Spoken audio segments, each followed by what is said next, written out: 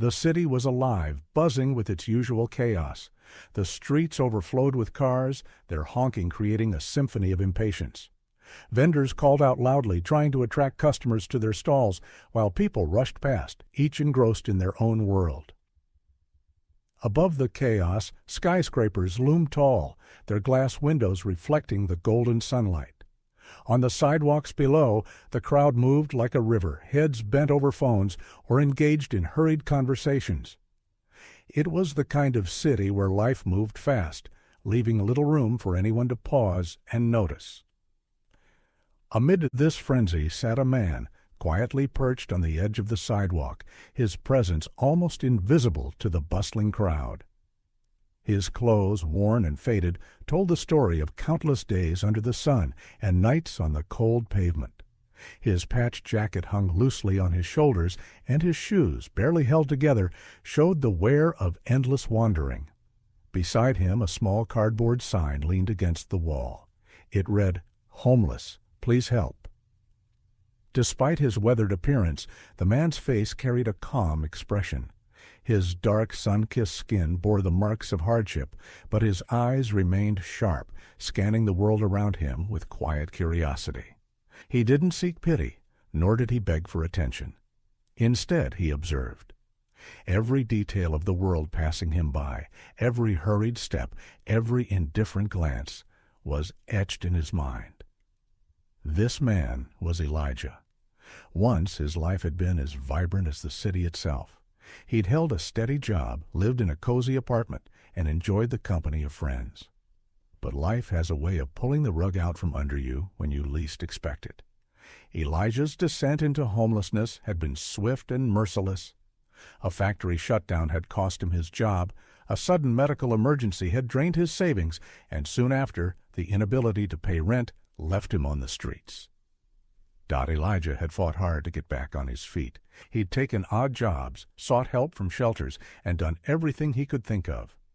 But each step forward felt like 2 steps back. The system seemed designed to keep people like him invisible. What hurt more than the loss of his home or his savings was the way people looked at him now, or worse, didn't look at him at all, lost. Once a man of pride, Elijah had been the one to lend a helping hand to those in need. Now, he was just another face in the crowd, ignored and forgotten. His daily routine was simple, yet exhausting. Each morning, he would wander to a different spot in the city, hoping for a kind stranger to drop a few coins into his cup. Some days he managed to buy a meal. On others, he went hungry, the empty ache in his stomach a constant companion. Nights were even harder. The city turned cold and unwelcoming after dark, and the chill of the pavement made sleep a distant luxury, yet Elijah never stopped observing. He noticed the young couple arguing outside the coffee shop, their frustration etched on their faces. He saw the street musician playing his heart out, trying to earn a few dollars. He caught glimpses of a child clutching their parent's hand tightly, afraid to let go in the crowd. Every detail felt like a puzzle piece to a bigger picture he couldn't quite put together on this particular day. Elijah sat at his usual spot, a corner near a bustling park. The air was filled with the scent of freshly baked pretzels from a nearby cart, making his stomach growl. Children's laughter echoed from the swings and slides, a sound that reminded him of simpler, happier times. A little boy ran past him, chasing a red balloon, his giggles ringing out like music in the chaos. For a moment, Elijah allowed himself a smile. The innocence of the child's laughter was a brief escape from the weight of his reality, but reality was never far behind. As the day wore on, the shadows grew longer and the crowd began to thin. Elijah adjusted his cardboard sign, shifting his position as he prepared for another long night. The chill in the air hinted at the challenges of the hours ahead. As Elijah sat there, watching the city's rhythm slow down, he had no idea that today would be different. Fate was about to intervene in a way he could never have imagined. Something extraordinary lay just around the corner, something that would not only change his life, but shake the very foundation of the city he had called home for so long. It was a late afternoon, and the park was alive with activity. Families had laid out colorful blankets for picnics. Children raced around playing tag, and joggers weaved through the winding paths lined with trees. Laughter and chatter filled the air, blending with the rustling of leaves and the occasional bark of a dog. Among the crowd was a young boy, no older than 5, holding a small toy car in his tiny hands. His name was Ethan, and his boundless energy seemed to mirror the buzzing life of the park. With every step he took, his curly hair bounced, and his laughter rang out like a melody that drew smiles from those around him. Not far behind him was his mother, Mayor Grace Carter, a woman known for her poise and sharp leadership. Even today, dressed casually, she carried an air of authority, but the exhaustion of her demanding role as the city's mayor was evident in her slightly tired eyes. Despite that, she smiled, cherishing these rare moments with her son. "Ethan, stay where I can see you," Grace called out, her voice both firm and affectionate. Ethan turned briefly to wave at her, his toy car clutched tightly in one hand. "Okay, Mama," he shouted back, though he was already too engrossed in his little adventure to fully listen. As Grace resumed her conversation with another parent, Ethan's attention was caught by something shiny at the far edge of the park, a large pond, its surface shimmering in the afternoon sun. Excited, he wandered off, his small legs carrying him closer to the water. He didn't notice how far he was straying from his mother or how the noise of the park began to fade. The ground near the pond was uneven and slippery, but Ethan didn't care. His eyes were fixed on a small duck feather floating gently on the water surface. From his usual spot near the park's entrance, Elijah sat quietly, taking in the scene. The park was his sanctuary, a place where he could observe the world without being noticed. Today, his sharp eyes caught something that made him straighten up. The little boy, dangerously close to the edge of the pond. Elijah scanned the area, searching for the boy's parents, but saw no one rushing toward him. "Where's his mom?" he muttered under his breath, his gaze flicking between the boy and the crowd. For a moment, Elijah hesitated. It wasn't his place to interfere. People didn't usually take kindly to someone like him approaching their children. He had been met with suspicion and hostility too many times before. But as he watched the boy crouch down, reaching further and further for the feather, his instinct screamed at him to act. Ethan's tiny fingers stretched toward the water surface, but the feather floated just out of reach. Determined, he leaned forward, and suddenly his balance gave way. Splash! The sound pierced the air as Ethan tumbled into the pond. Though it wasn't deep, the water was cold and murky, and for a child his size, it was a dangerous trap.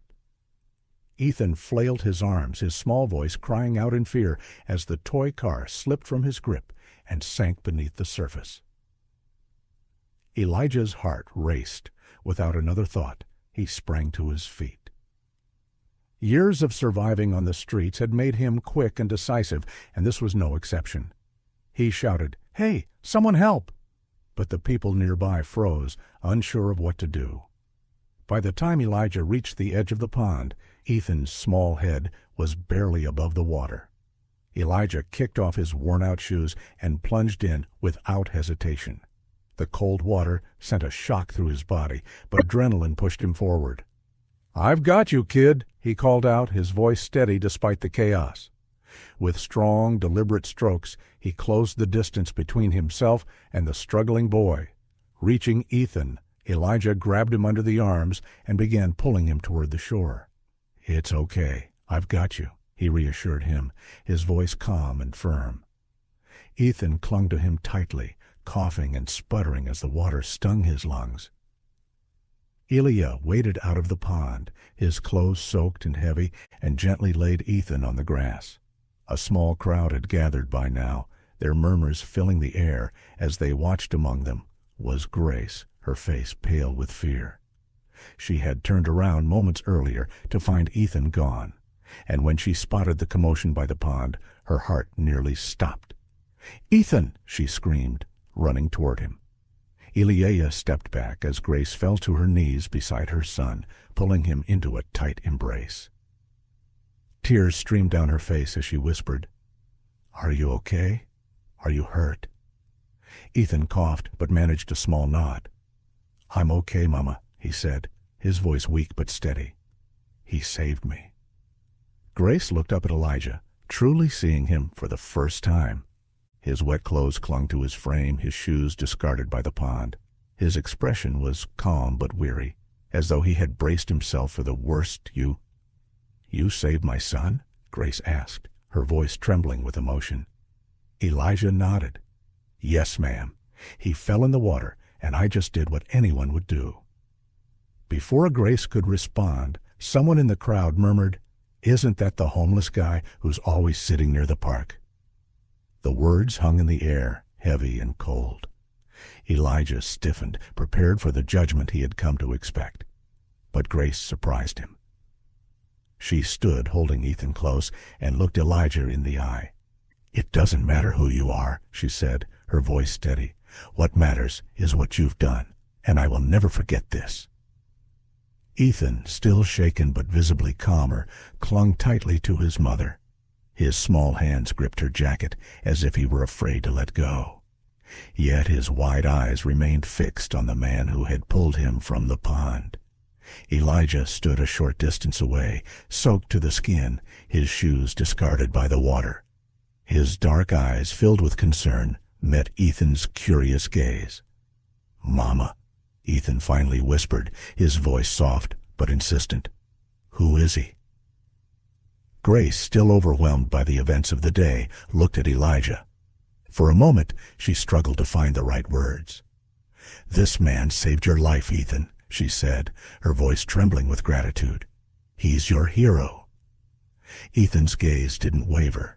Slowly, he released his mother's jacket and took a hesitant step forward, his natural curiosity overtaking his lingering fear. "What's your name?" Ethan asked, his tone innocent and straightforward. Elijah crouched down slightly to meet the boy at eye level. "My name's Elijah," he said with a small smile, "and you must be Ethan, right?"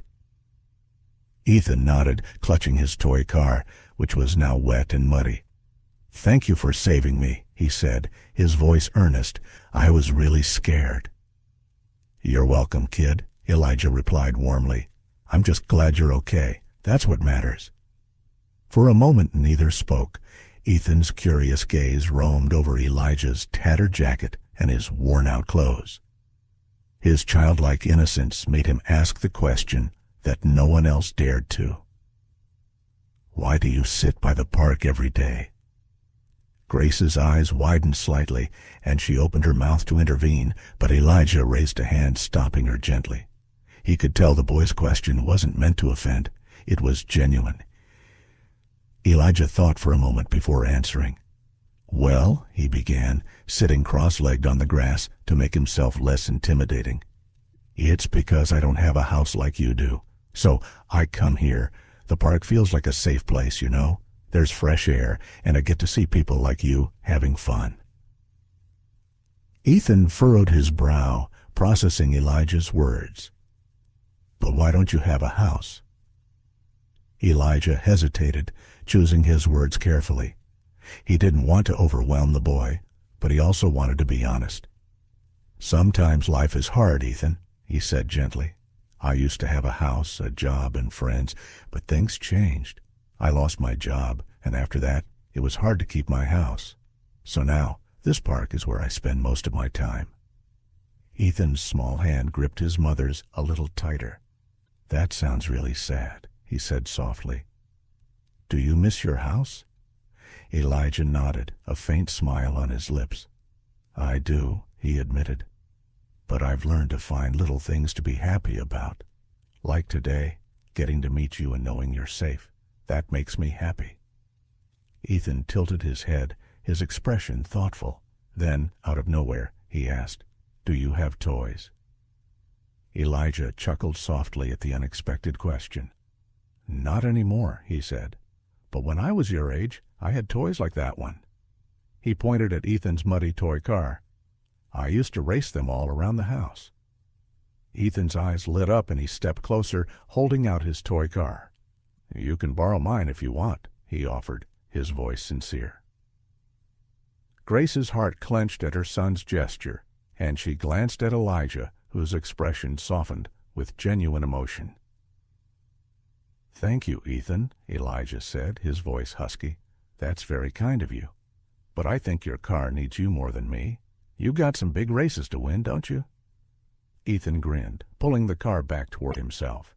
"Yeah, I do," he said proudly. "But maybe we can race together one day?" Elijah's smile widened. "I'd like that," he said softly. Grace, who had been watching the interaction in silence, felt a mix of emotions swirling inside her. She had spent years advocating for the city's well-being, fighting for policies and programs to help people. Yet in this moment, she realized how easy it was to lose sight of the individuals behind the issues. "Elijah," Grace said finally, stepping forward. "Thank you again, not just for saving my son, but for taking the time to talk to him. You've given us both something to think about." Elijah nodded and stood up slowly, brushing off his damp clothes. "Sometimes a small conversation can make a big difference," he said. "Kids like Ethan remind us of what really matters." Ethan tugged on Elijah's sleeve one last time. "Will I see you here tomorrow?" he asked, his voice hopeful. Elijah paused, unsure how to answer. "I don't know, kid," he said honestly, "but if I'm here, I'll look out for you." Ethan smiled, satisfied with the answer. "Okay, bye, Elijah," he said, waving enthusiastically as his mother led him away. Elijah watched them go, a mix of emotions swirling in his chest. For the first time in a long time, he felt something new, something he had almost forgotten. He felt seen, not as a problem to be solved, not as a statistic, but as a person.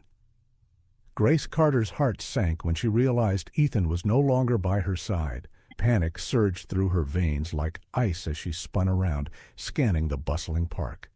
The usual sounds of laughter and chatter faded into the background, replaced by the rapid pounding of her heartbeat. "Ethan!" she called out, her voice trembling with fear. There was no answer.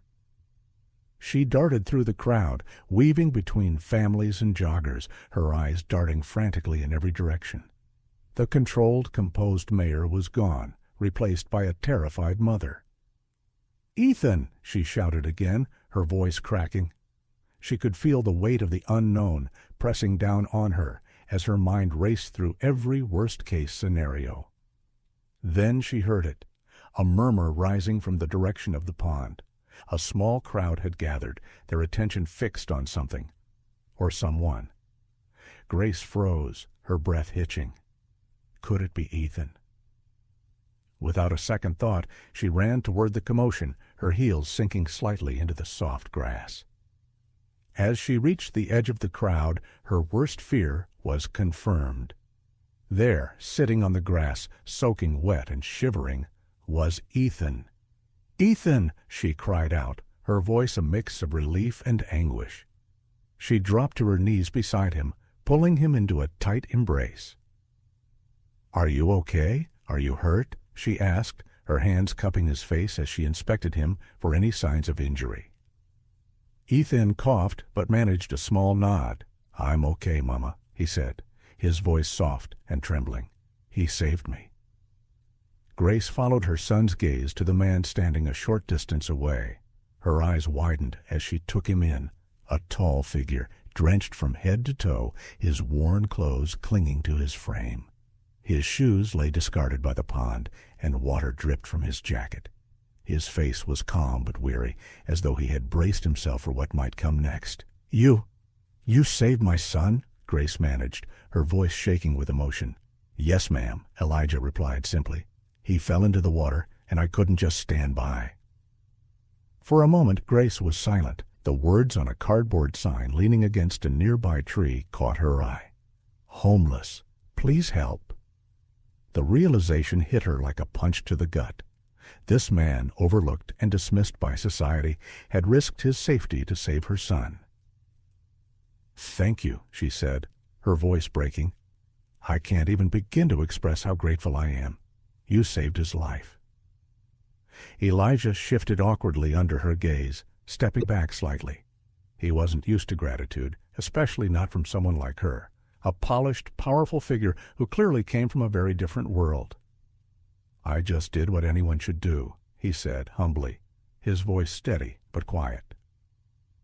By now the murmurs of the crowd had grown louder. People exchanged glances and whispered among themselves. One voice rose above the rest, loud enough for everyone to hear. "Isn't that the homeless guy who's always sitting near the park?" The words hung in the air like a cold wind, and Elijah's shoulders stiffened. He looked away, prepared for the usual judgment. He had faced it too many times before. Grace heard the comment and felt a pang of shame, not for Elijah, but for the way society treated people like him. Ethan broke the silence, his small voice cutting through the tension. "Mama, he's my hero," he said, his words clear and unshakable. Grace's chest tightened, and she straightened her posture, her composure returning.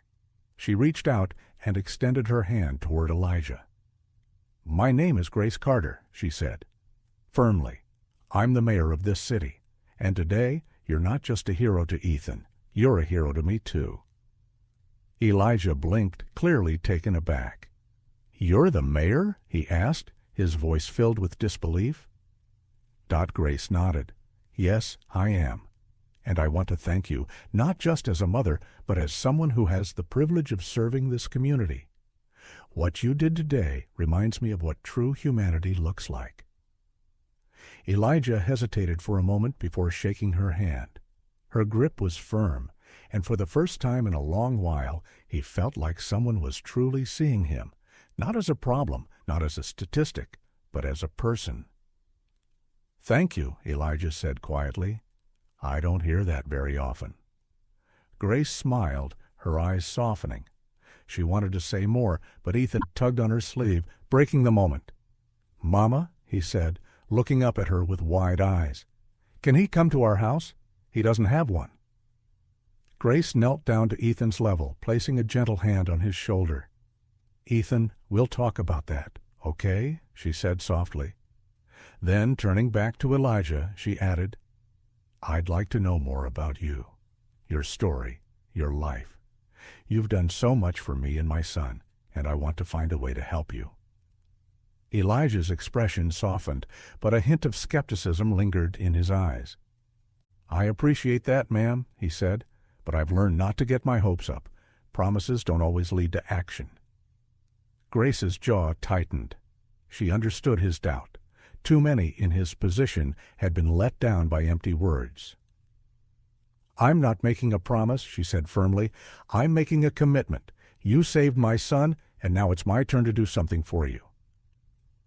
As the crowd began to disperse, soft applause rippled through the air. Elijah glanced around, clearly uncomfortable with the attention, but a small, reluctant smile tugged at his lips. Grace looked at him one last time. "This isn't the end of our conversation," she said. "You have my word on that." Elijah nodded, his skepticism giving way to a glimmer of hope. "All right, Mayor Carter, I'll hold you to that." As the evening settled over the city, the warm glow of streetlights illuminated the bustling streets. Inside her office, Grace Carter stood by the window, gazing out at the city she had sworn to serve. The events of the day replayed in her mind. The moment she saw Ethan by the pond, the terror of nearly losing him, and the calm bravery of the man who had saved him. She had invited Elijah to her office, unsure if he would come. His hesitant acceptance of her offer lingered in her thoughts. She wondered if she had done enough to show her gratitude, or if her words had fallen flat, like so many empty promises he had likely heard before. Just as doubt began to creep in, she heard a knock at the door. Turning, she saw Elijah step inside, his figure illuminated by the soft office light. His clothes, still damp from earlier, clung to him uncomfortably, and his shoes squelched slightly with each step. Yet he stood tall, his gaze steady but cautious. "Thank you for coming," Grace said warmly, motioning for him to sit on the couch in her office's seating area. Elijah nodded, moving toward the chair with careful steps. "Well, you asked," he said with a small shrug. "Figured it couldn't hurt to listen." Grace appreciated his candor. She took a seat across from him, folding her hands in her lap as she studied him closely. "Elijah," she began, "I wanted to thank you again, not just for saving Ethan, but for reminding me of what truly matters. You didn't hesitate to act when it counted, and I want to understand more about you, your life, your story." Elijah leaned back slightly, his expression unreadable. He had spent years being ignored, dismissed, or judged. Now someone wanted to know his story. He wasn't sure whether to feel hopeful or skeptical. "You really want to know?" he asked, his tone cautious but not unkind. "Yes," Grace said firmly. "I need to. I can't help people like you if I don't understand what you've been through." Elijah let out a long sigh, his hands resting on his knees. "All right," he said, his voice low but steady, "but it's not a pretty story." He paused, gathering his thoughts before beginning. "I used to work in a factory," he said. "It wasn't glamorous, but it was steady. I made enough to pay the rent, keep food on the table, and even put a little aside for emergencies. Life was simple, but it was good." Grace listened intently, her hands unconsciously tightening as she braced for the twist she knew was coming. "One day, the factory shut down," Elijah continued, his voice tinged with bitterness. "No warning, no severance, just a locked gate and a sign that said, 'Closed.'" Grace winced, imagining the shock and betrayal that must have come with those words. "I tried to find other work," Elijah went on, his gaze fixed on a distant point in the room. "But every job I applied for wanted experience I didn't have, or they didn't pay enough to cover basic living expenses. My savings ran out fast. Before I knew it, I couldn't pay rent, and I was evicted." He paused, looking down at his hands. His voice grew quieter. "You know what the worst part is? It's not losing the house or the job. It's how people look at you after. Like you're not even a person anymore. They see you on the street, and they either pity you or pretend you don't exist. Either way, you're invisible." Grace felt a lump rise in her throat. "That must have been incredibly hard," she said softly. Elijah nodded. "It is, but you get used to it. You have to. The world doesn't stop just because your life falls apart." For a moment there was silence between them, the weight of his words hanging in the air. Then Grace spoke, her tone resolute. "Elijah, I can't undo what's happened to you, but I can promise you this. I'm going to do everything in my power to make sure people like you don't have to go through this alone. No one should feel invisible." Elijah met her gaze, a flicker of something, hope perhaps, crossing his face. But it was tempered with doubt. "I appreciate what you're saying," he said, "but words don't change much. I've heard promises before. They don't always lead to action." Grace leaned forward, her voice firm but empathetic. "You're right," she said, "and I won't ask you to believe me based on words alone. But I want you to hold me accountable. I want you to be part of this change." Elijah raised an eyebrow, his skepticism clear. "Me? What could I possibly do?" "You can do more than you think," Grace replied. "You have insights that I don't. You've lived experiences that most people in power can't even imagine. If I'm going to create real solutions, I need people like you to guide me." Elijah hesitated, his hands gripping the edges of the chair. "I'm not sure I'm the right person for that," he said. "I'm just trying to survive out here." "That's exactly why you're the right person," Grace said firmly. "You know what it's like to live on the edge. You've seen what works and what doesn't. Your voice matters, Elijah, and I'm asking you to lend it to this cause." For a moment Elijah said nothing, his expression unreadable. Then he let out a small sigh, a reluctant smile tugging at the corners of his mouth. "You're persistent, I'll give you that," he said. Grace smiled in return. "It comes with the job." Elijah leaned forward slightly, his voice softening. "All right, Mayor Carter, I'll give this a shot, but only because you've been honest with me. Don't make me regret it." "You won't," Grace said with quiet determination, "and you can call me Grace." The two shook hands, a gesture that carried more weight than either of them realized. For the first time in years, Elijah felt like his voice mattered. And for Grace, this meeting wasn't just about fixing a broken system, it was about seeing the humanity in every individual. The story of Elijah's heroic act didn't stay confined to the park for long. A bystander had recorded the entire scene, the moment Elijah dove into the pond, his daring rescue, and the tearful reunion between Ethan and Grace. By the time Grace and Elijah finished their conversation that evening, the video had already gone viral on social media. The clip, titled "Homeless Man Saves Mayor's Son," spread like wildfire. Within hours, it was shared thousands of times across platforms, accompanied by hashtags like #HeroOnTheStreets, #ElijahTheHero, and #SecondChances.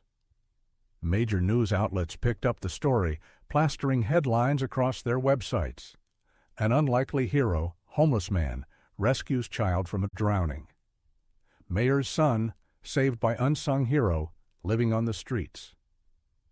A city's wake-up call, homelessness in the spotlight after heroic act. The internet erupted with praise for Elijah's bravery. Comments poured in from around the world. This man didn't hesitate for a second. We need more people like Elijah in this world. Heroes don't wear capes. They're often the people we overlook every day. Thank you, Elijah. We can't just applaud him and move on. Let's help him rebuild his life. The outpouring of support wasn't limited to words.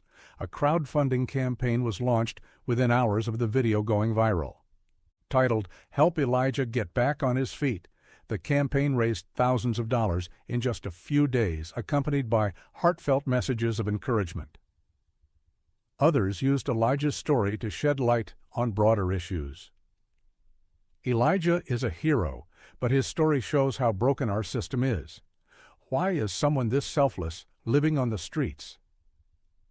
This should be a wake-up call. How many Elijahs are out there, ignored and unseen? In the days following the video's release, people who had walked past Elijah without a second glance began approaching him with gratitude. Strangers stopped by his usual spot near the park, offering meals, clothes, and warm words. Some came just to shake his hand or take a photo, eager to meet the man who had captured the city's heart. However, not all the feedback was positive. As with any viral story, there were skeptics and critics. So what if he saved the kid? That doesn't change the fact that he's homeless. Don't glorify it. The mayor should have been watching her son better. Why did it take a homeless man to save him? This feels staged. Why was someone recording this in the first place? Others turned their scrutiny toward Grace, typical politician, using a personal incident as a PR stunt. Let's see if the mayor actually does anything for the homeless or if this is just talk. Grace, scrolling through the flood of comments late that night, felt a mix of emotions. The overwhelming support for Elijah moved her deeply, but the critical voices weighed heavily on her. She knew all eyes were on her now, waiting to see if her promises would lead to action. Television networks picked up the story, broadcasting it on morning talk shows and nightly news segments. Experts were invited to discuss the broader implications of Elijah's actions and what the incident revealed about society's treatment of the homeless. Panelists debated whether this would lead to meaningful change or fade away like so many viral moments before one network secured an on-air interview with Elijah. Sitting stiffly in the studio, clearly uncomfortable in front of the cameras, he spoke with honesty and humility. "I didn't do it for attention," Elijah said. "I just saw a child in trouble, and I did what anyone should do. That's all." When asked how he felt about the sudden spotlight, Elijah replied, "It's overwhelming. I'm grateful for the support, but I hope this isn't just about me. There are so many people out there like me, struggling, invisible. I hope this makes people see them too." The clip of his interview quickly became another viral sensation. Viewers praised Elijah for his modesty and his ability to shine a light on a deeper issue. As the story gained traction, social media became a battleground of opinions. Some users celebrated Elijah and called for systemic change. This is why we need affordable housing and better support systems for people like Elijah. Why does it take a viral moment for us to care about the homeless? They deserve dignity every day. Others, however, remained cynical. This will blow over in a week, and nothing will change. We've seen it all before. The online debates highlighted the stark divide in public opinion, but one thing was clear. Elijah's story had struck a chord with people from all walks of life. Determined to turn the attention into action, Grace held a press conference the following day.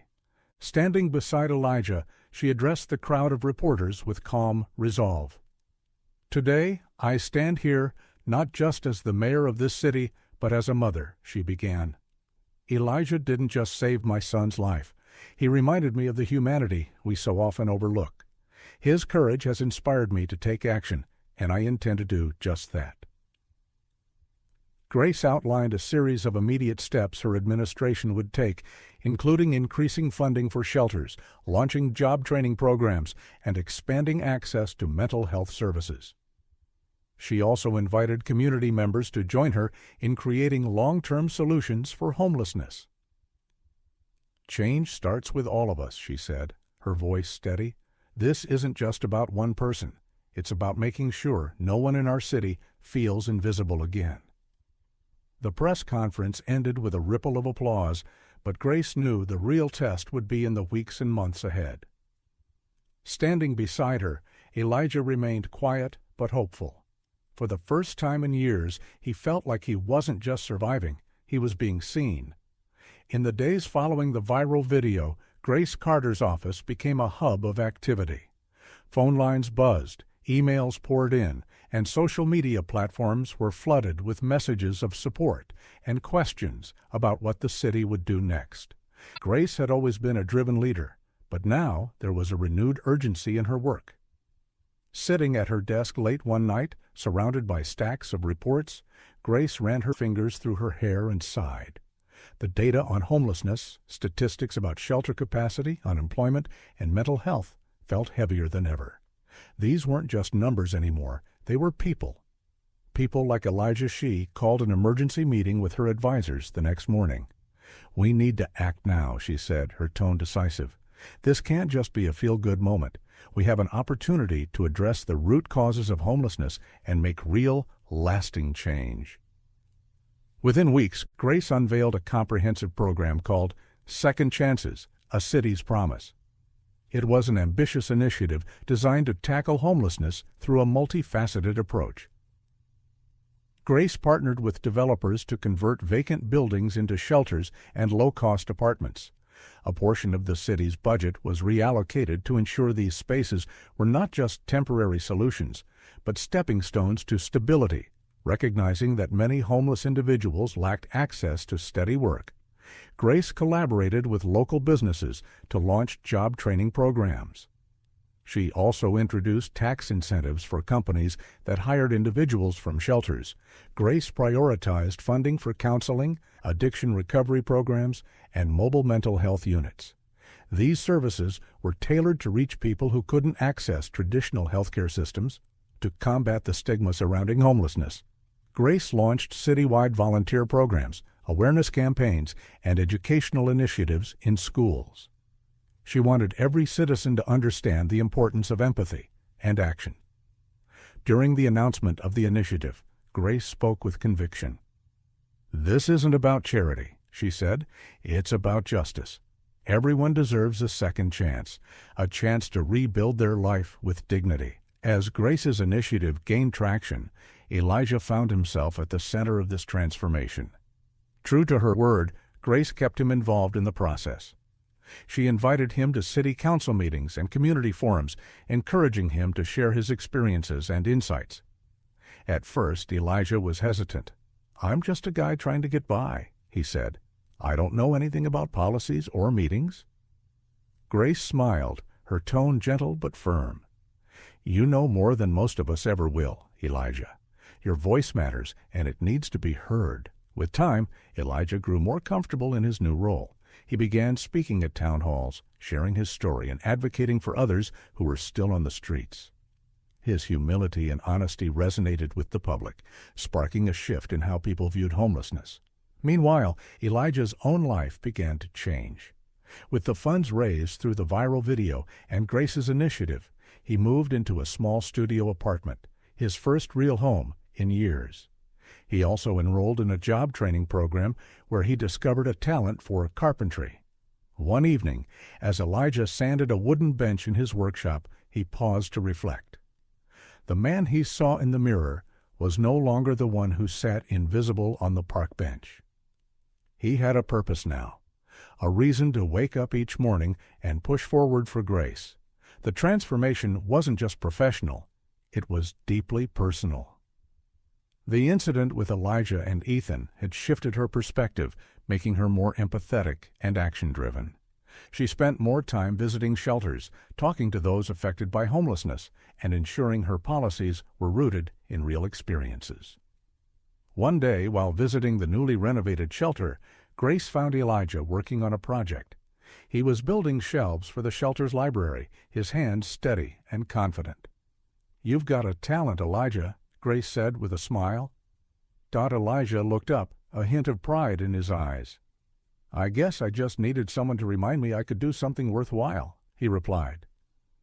Grace nodded, her heart swelling with gratitude.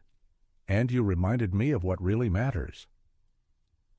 Grace's initiative wasn't a perfect solution, but it was a start. The city began to see progress. Homelessness rates declined, more people found shelter and jobs, and public attitudes toward homelessness started to shift. Second chances became a model for other cities, proving that with determination and collaboration, meaningful change was possible. As for Elijah, his story continued to inspire. He became a symbol of resilience and hope, reminding everyone that even in the darkest times, humanity and second chances could prevail. The morning air was crisp as Elijah stood outside the shelter, his toolbox in hand. The early light painted the city in soft hues, casting a golden glow over the bustling streets. For the first time in years, Elijah felt a sense of belonging, a purpose that made every day worth waking up for. He walked into the shelter, greeted by the warm smiles of staff and residents. The director approached him with a cheerful tone. "Morning, Elijah. The new library shelves are a hit. The kids love having a space to read," she said. Elijah smiled, his heart swelling with pride. "I'm glad to hear that," he replied. "I'll be working on the benches next." For Elijah, the shelter had become more than just a workplace. It was a community, a place where he could give back and help others the way Grace and the city had helped him. Every shelf he built, every bench he repaired, felt like a small step toward rebuilding not just his own life, but the lives of others who had been overlooked. Later that afternoon, a familiar voice called out to him from across the room, "Elijah!" He turned to see Ethan running toward him, his curly hair bouncing as he held something tightly in his hands. Behind him, Grace followed with a warm smile. "Hey, buddy," Elijah said, crouching down to greet the boy. "How have you been?" "I've been great," Ethan exclaimed. "Look what I brought." He held out a drawing he had made, a colorful picture of Elijah standing beside a boy holding a red balloon. Below the figures, in shaky but heartfelt letters, were the words, "Thank you, Elijah." Elijah took the drawing, his throat tightening with emotion.